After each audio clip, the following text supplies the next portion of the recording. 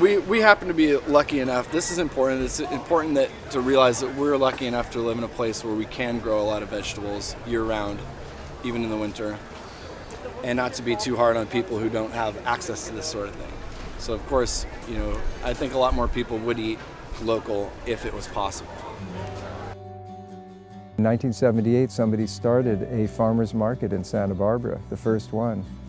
And so we started selling at the market, just the surplus from the garden. And that's why the farm that I have is kind of designed like a garden. It's very diverse. I said that, we had 100 things. I just can't resist planting everything that I like. And then people ask for things, plant that. People bring me seeds, could you plant this? So it kind of evolved that way, unintentional, just took its own shape. Personally, I've been buying from the market about 2 years now. The majority of the time I've been there, and they're always here. They always have a great product. You get to deal directly with people, with the consumers, and be part of a community and share your joy of farming, your joy of life, because there's a lot of joy in it.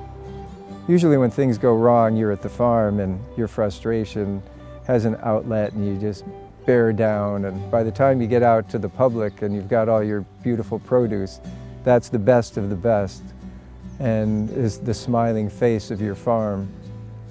And so you present that, and that brings joy and appreciation from the people that you're supplying the food to. I come to the market to support local farmers and to know where I'm getting my food from. I love to know that my fruits and veggies are locally grown and organic. Eating local is the way we should be eating.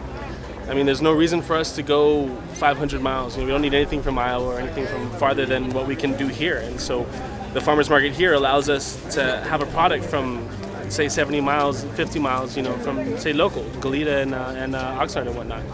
And so we get these extremely fresh products from right down the street, and we're serving our local customers our local product.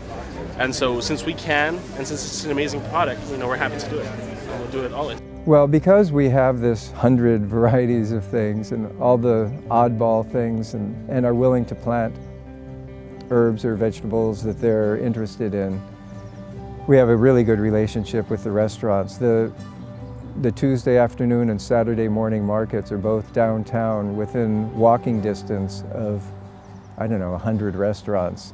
And many of them come to the market rather than buying food from distributors who do the best they can, and sometimes they're able to bring in things that the farmers can't grow. But this is the era of California cuisine, which is buying what's local and in season. And so they're part of this whole renaissance of eating that involves purchasing your produce from the locals. And rather than trying to have a fixed menu, you work with what's happening at that season. So the restaurants now, many, many restaurants come to the market. And it's great for us because we have so many different things that they come maybe needing one thing or 5 things and end up getting a whole cart full. And they bring wagons and dollies and carts, and it's the quality of the produce that you can find, the freshness of the produce that you can find, the variety, and the care that goes into producing it.